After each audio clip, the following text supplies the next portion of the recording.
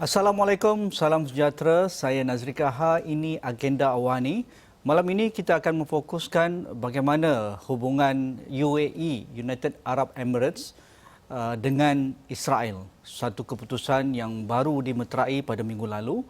Adakah satu keputusan yang bijak bagi hubungan diplomatik dua negara ini ataupun satu usaha yang seolah-olah dilihat sebagai mengkhianati perjuangan rakyat Palestin untuk mendapatkan semula tanah yang dirampas oleh Zionis Israel. Jadi keputusan ini biarpun dilihat yang positif oleh beberapa negara termasuk kuasa-kuasa besar dan juga kuasa Eropah, termasuk juga beberapa negara Arab, tetapi bagi negara Malaysia kita menganggap satu keputusan yang tidak bijak dan juga membelakangkan hasrat rakyat Palestin untuk kembali ke tanah air mereka dan mengenepikan solusi dua negara yang diinginkan selama ini. Jadi itu yang akan kita bincangkan. Saya tidak kesorangan pada malam ini. Dua orang pakar Timur Tengah akan memberikan insight ataupun analisis mereka. Di studio saya bersama saudara Khalid Jimat, pengarah Palestine Center of Excellence, PACE daripada MyCare. Apa khabar Cik Khalid? Alhamdulillah. Ini satu topik yang menarik untuk kita bincangkan. Dan di talian melalui Skype kita bersama Profesor Dr. Kamruzaman Yusof, penganalisis Timur Tengah dari Universiti Teknologi Malaysia UTM. Assalamualaikum Prof. Ya, Waalaikumsalam. Okey, menarik dua-dua tamu kita sudah bersedia. Jadi sebagai permulaan, ini satu langkah yang out of the blue. Dalam era pandemik COVID-19, Beirut baru saja berhadapan dengan letupan besar di pelabuhan Beirut dan mengakibatkan ratusan terkorban. Dan kita tahu juga dalam masa seminggu ini tebing barat Gaza, terutamanya Gaza, dihujani serangan-serangan terbaru daripada rejim Zionis. Jadi adakah pihak saudara Khalid merasakan ini satu tindakan yang sudah lama bermula tetapi baru saja diumumkan secara rasmi ataupun bagaimana? Baik, kalau kita melihat kepada siapa yang mengenali UAE, bagaimana mereka menguruskan perhubungan mereka dengan Israel dengan isu Palestin, memang dah lama sebenarnya UAE nak ada hubungan diplomatik dengan Israel. Dan perkara ini bukan satu benda yang baru. Open secret. Bahkan apa yang telah dilakukan oleh Mesir, oleh Jordan yang sebelum ini yang memang telah mengadakan hubungan diplomatik dengan Israel adalah satu basis yang diinginkan oleh UAE untuk juga mempunyai hubungan diplomatik dengan Israel. Bahkan dah memangnya walaupun tidak ada hubungan diplomatik secara legal, secara sah, tapi hubungan dagang sudah mula ada. Hubungan yang melibatkan perisikan intelligence sudah ada. Jadi apa yang nak dibuat oleh UAE pada hari ini adalah untuk menjadikan hubungan ini lebih ekstensif, komprehensif dengan mengambil kesempatan kepada apa yang berlaku terhadap Israel dan US pada hari ini. Kalau kita melihat latar belakang kepada pengumuman ini adalah, pertamanya adalah kegagalan Trump dan Netanyahu untuk mendapatkan sokongan negara-negara Arab ke atas deal of the century. Kita lihat bagaimana Trump terpaksa menangguhkan pengumuman ini lebih daripada setahun. Dimulakan dengan pengumuman tentang pakej ekonomi dahulu, kemudian baru pakej politik. Dan dalam pengumuman di Rumah Putih ketika itu, Januari tahun ini, yang datang adalah 3 negara saja, negara Arab, iaitu negara UAE, Bahrain dan Oman. Tidak ada Arab Saudi, tidak ada Jordan, tidak ada Mesir. Menunjukkan bahawa memang tidak ada sokongan daripada negara Arab. So ini latar belakang kepada senario pada hari ini. Yang kedua adalah kegagalan Netanyahu untuk merealisasikan pengumuman dia untuk merampas, annex sebahagian daripada di tebing barat, bahagian wilayah di tebing barat. Diumumkan 1 Julai, tapi tidak apa-apa yang berlaku pada 1 Julai yang menimbulkan banyak tekanan kepada Netanyahu. So, dua kegagalan ini, kegagalan Trump, kegagalan Netanyahu, dihadiahkan pula diselamatkan oleh UAE dengan tawaran untuk mengadakan hubungan diplomatik ini. Ini latar belakang yang menarik yang diberikan oleh saudara Khalid. Bagi Prof. Kamruzaman, yang mengumumkan usaha ini, normalisasi UAE dan Israel ini adalah Rumah Putih, Presiden Trump. Kenapa?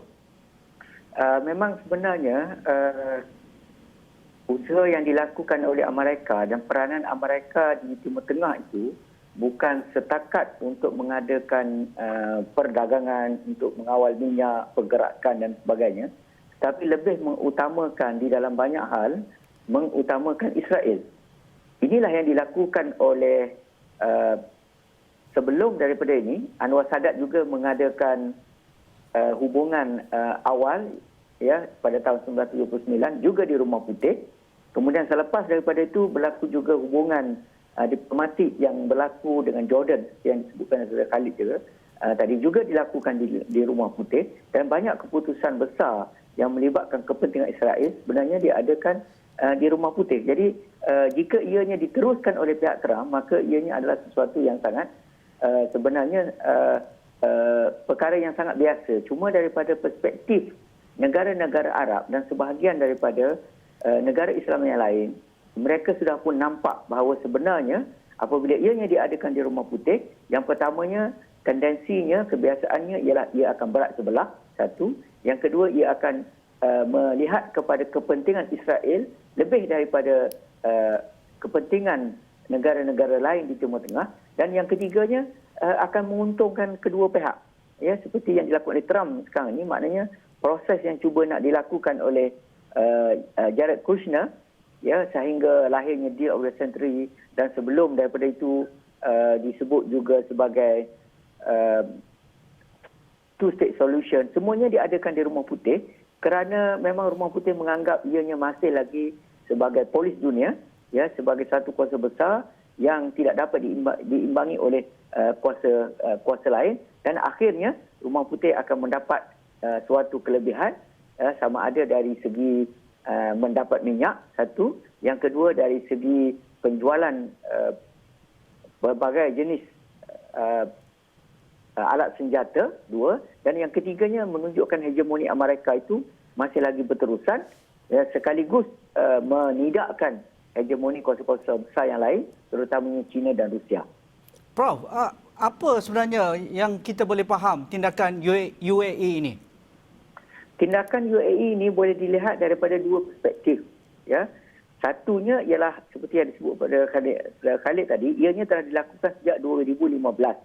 Tetapi dia mencari masa yang sesuai. Inilah yang disebut sebagai strategi politik yang dilakukan oleh Amerika, memberi tekanan kepada UAE supaya mengadakan perjanjian pada masa ini, kononnya untuk menyelamatkan Israel daripada terus-menerus mengambil apa yang diistilahkan sebagai annexation ataupun pengilhakan, ya, suatu istilah yang digunakan oleh Dewan Bahasa dan Pustaka, iaitu pengilhakan ke atas tanah yang dirampas oleh pihak Israel pada tahun 1967. Jadi apabila pihak UAE mengambil tindakan ini pada masa ini bersama-sama dengan Israel dan juga Amerika, maka UAE melihat ini adalah suatu kelebihan dan kebaikan kepada rakyat Palestin, dan seolah-olahnya UAE ingin menjadi hero dalam konteks pertembungan yang berlaku pada masa ini.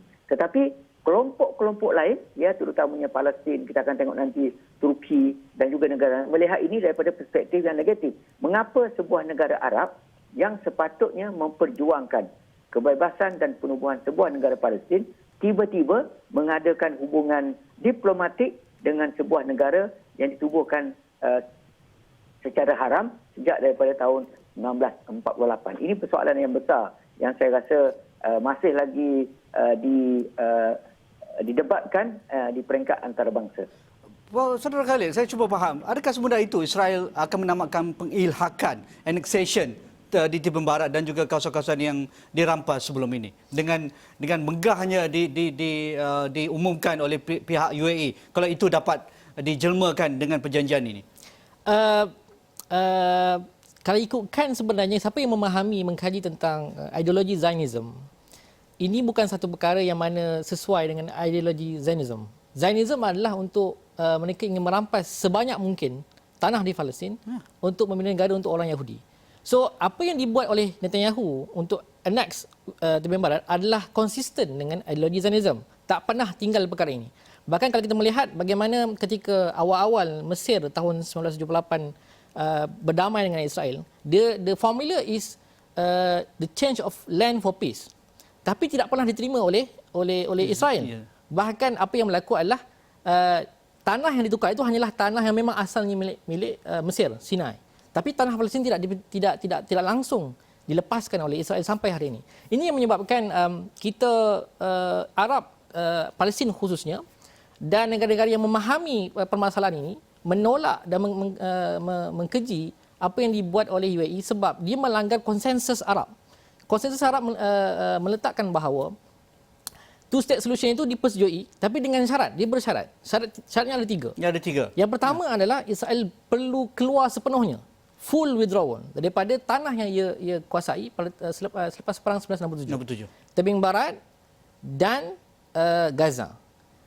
Sesuai dengan resolusi PBB 242 dan 338. Yang kedua adalah untuk menyelesaikan isu pelarian Palestin secara adil mengikut resolusi PBB 194. Yang ketiga adalah untuk memastikan bahawa mereka mengiktiraf rakyat Palestin menubuhkan negara mereka yang merdeka dan Baitul Maqdis sebagai ibu negara mereka. Tapi tiga-tiga perkara ini tidak langsung ada dalam intipati perjanjian antara UAE dan Israel. Langsung tak disebutkan. Ini yang menyebabkan orang mengkritik tindakan ini. Skeptical. Yes, sebab dia melanggar konsensus Arab secara sepenuhnya.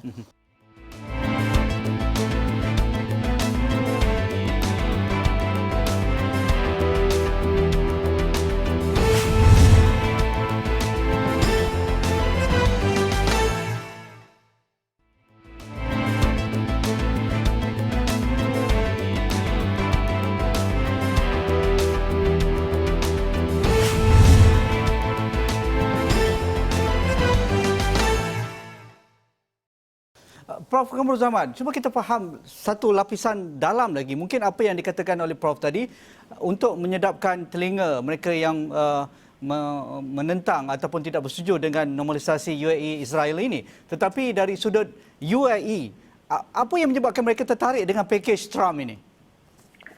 Sebenarnya, Saudara Nazri, memang UAE di antara negara yang sangat rapat dengan Amerika dan fakta ini tidak dapat dielakkan.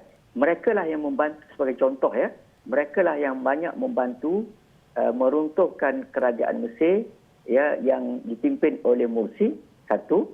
Yang keduanya dari segi asal usul UAE ini, kalau kita lihat dari segi sejarah, memang ianya adalah satu disebut sebagai trucial state, negara-negara yang telah sedia menerima kekuasaan British sejak daripada sebelum peperangan dunia yang pertama lagi. Dan yang ketiganya ialah kita dapati selepas jatuhnya British sebagai sebuah kuasa besar, maka pengaruh kuasa dan hegemoni itu diambil oleh Amerika. Maka sudah tentulah walaupun UAE terkenal sebagai sebuah negara yang mempunyai hasil minyak yang banyak, ekonomi yang mantap, tetapi mereka tidak boleh lari daripada penguasaan dan juga hegemoni Amerika daripada pelbagai perspektif. Sebagai contohnya, mereka selalu diberikan momokkan bahawa UAE tidak akan selamat. Kerana bersempadan di utara UAE adanya Iran.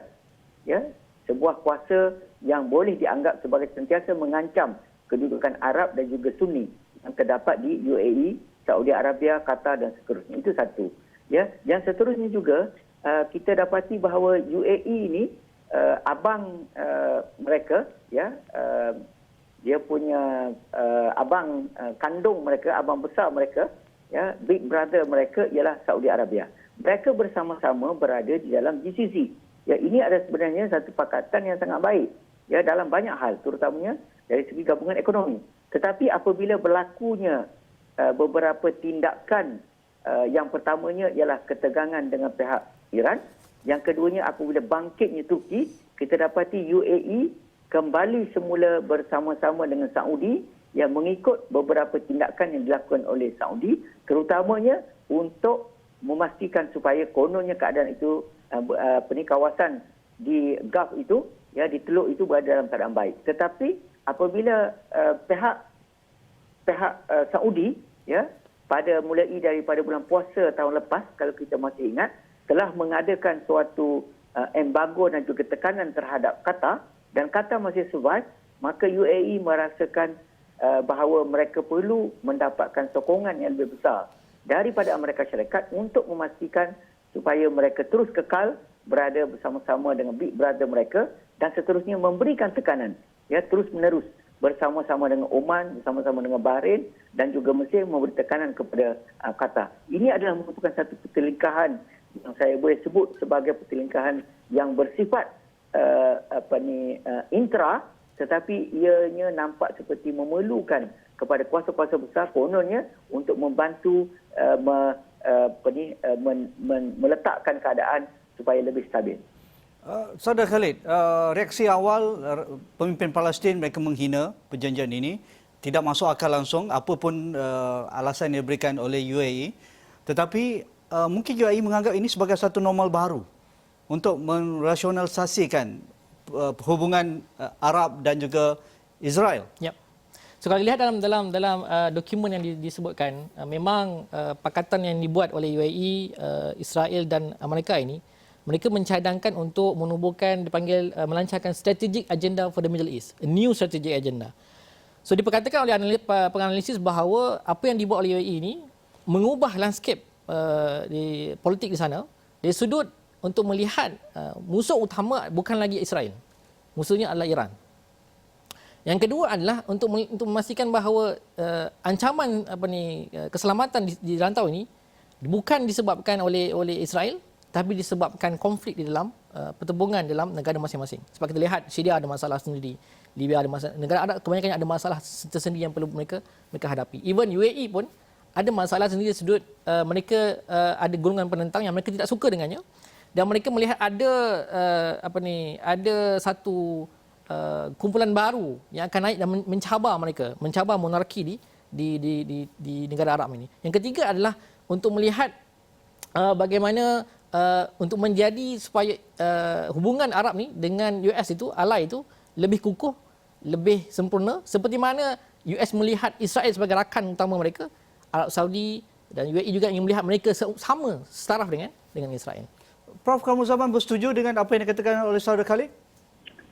Saya rasa banyak perkara yang disebutkan oleh saudara Khalid itu ada betulnya, tetapi kalau kita tengok dalam konteks kepentingan yang diberikan keutamaan oleh UAE itu dari segi Amerika, Saudi dan sebagainya, saya rasa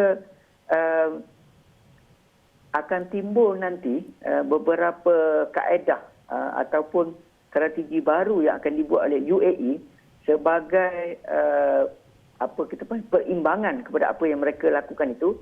Saya tidak mustahil mereka akan mengambil tindakan yang lebih lunak. Yang pertamanya terhadap pelarian pemimpin-pemimpin Palestin yang berada di sana, itu mungkin satu tindakan yang mereka lakukan. Yang keduanya tidak mustahil juga dengan ada hubungan diplomatik ini mereka menggunakan strategi yang selalu dilakukan oleh pihak Turki, iaitu memberikan beberapa tekanan, terutamanya serangan yang berterusan ke atas penduduk Gaza. Satu, memudahkan mereka kononnya untuk menyalurkan bantuan kepada mereka yang tinggal di tebing barat dan juga di Palestin dengan penyediaan rumah kediaman, penyediaan infra dan sebagainya. Mungkin dia menggunakan alasan yang sama. Prof, wajarkah kita samakan hubungan yang dilakukan oleh UAE apa yang diperolehi oleh Turki? Memang sebenarnya tidak dapat dinafikan. Hubungan Turki dengan Israel telah berlaku sejak daripada permulaan Mustafa Kamal lagi. Dan hubungan itu terlalu intim. Cuma berlaku beberapa kali hiccup semasa pentadbiran Erdogan ini yang kita lihat mula memainkan peranan yang lebih agresif. Walaupun dia kata ada hubungan diplomatik, tetapi mereka menggunakan maklumat yang kita dapat, Turki menggunakan hubungan diplomatik itu untuk kepentingan rakyat Palestin, terutamanya yang tinggal di dalam negara. Satu. Yang kedua, cuba untuk memastikan supaya jika ada lagi gerakan-gerakan seperti yang pernah berlaku sebelum daripada ini, sama ada penghantaran kapal yang berlaku sebelum daripada ini, maka Turki menggunakan kedudukannya yang agak baik dengan Israel itu untuk terus-menerus memberikan tekanan kepada Israel. Tetapi saya tidak percaya dalam konteks di UAE ini mengenal budaya dan kebiasaan orang Arab, biasanya agak susah apabila mereka mengadakan hubungan yang sebenarnya ditaja oleh Amerika, maka kemudian nanti kita akan lihat berlaku beberapa kelemahan di situ sehingga akhirnya mereka tidak dapat melaksanakan projek mereka, peranan mereka yang sepatutnya dilakukan selari dengan apa yang sepatutnya mereka buat. Saudara Khalid, kalau itu dapat dilakukan oleh Turki, biarpun mereka tidak memutuskan hubungan diplomatik di bawah pentadbiran Erdogan, kalau UAE boleh lakukan yang sama, mengapa tidak? Dia menjadi pertikaian di sini sebab mungkin kerana UAE itu adalah negara Arab. Dan Arab Seperti mana Prof katakan tadi. Dan Arab ada konsensusnya. So, bila UAE mencabar konsensus tersebut, menjadikan ia satu perkara yang sangat besar. Berbanding dengan Erdogan mewarisi polisi yang telah dibuat oleh Turki sejak lama. Tapi hubungan antara Turki dengan Israel tidak menghalang Erdogan untuk mengambil pendirian yang tegas ke atas apa yang dibuat ke atas Israel. Ini menyebabkan kita mungkin sedikit reserve terhadap apa yang Turki buat. Jadi apa yang UAE buat ini, dalam arti kata ketika dia menjalin hubungan diplomasi tanpa apa-apa syarat yang jelas ke atas Israel, kemudian melanggar konsensus Arab, menyebabkan itu menjadi sangat kontroversi. Adakah ini akan menjadi teori domino? Banyak lagi negara Arab akan menyokong tindakan UAE dan melakukan harmonisasi, normalisasi dengan Israel? Saya melihat dia tidak semudah itu. Tapi kalau kita melihat antara nama-nama yang disebut-sebutkan, iaitu negara yang menghadiri pengumuman Trump di Rumah Putih seperti Oman, seperti Bahrain dan mungkinnya Sudan, mungkin mereka akan mengikut je langkah UAE. Tapi sampai hari ini mereka belum sebut apa-apa lagi, belum umumkan apa-apa lagi. Dan saya rasa tak semudah itu sebab kita melihat kalau ketika Mesir awal dahulu meyakinkan dengan Israel bahawa negara Arab lain akan ikut mereka, tapi tempoh yang sangat panjang oleh Mesir dengan Israel, tidak ada satu negara pun mengikut jejak langkah Mesir. Even selepas Jordan pun tidak banyak negara yang mengikut. So ini UAE adalah negara yang ketiga. So baru lagi langkah ini. So ada sedikit ragu-ragu di situ sama ada negara Arab akan mengikutinya atau tidak, bergantung kepada saya rasa bergantung kepada Arab Saudi sebagai negara yang kita lihat sebagai ketua kepada negara Arab, sebab ada mereka menukar polisi atau tidak. Prof Kamuzaman, Trump dan Netanyahu menganggap ini satu sejarah, titik baru bagi hubungan Arab-Israel. Malaysia bagaimana?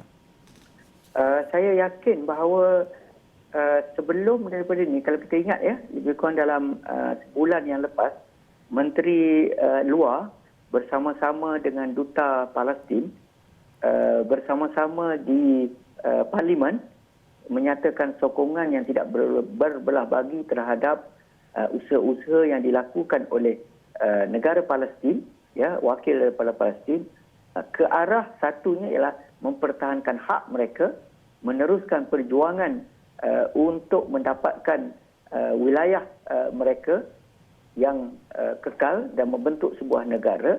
Maka saya yakin bahawa pihak kerajaan kita, pihak kerajaan Malaysia sejak daripada dulu lagi ya, sejak daripada zaman Tun Dr. Mahathir, Perdana Menteri yang keempat, kemudian seterusnya, kita tidak nampak adanya perubahan dasar itu, terutamanya perubahan dasar kerajaan Malaysia, kerana ia melibatkan beberapa faktor yang saya lihat. Ya. Saya sebut tadi, mengapa Israel hendakkan sangat masanya di sini, kerana Israel menghadapi masalah parlimen yang tergantung.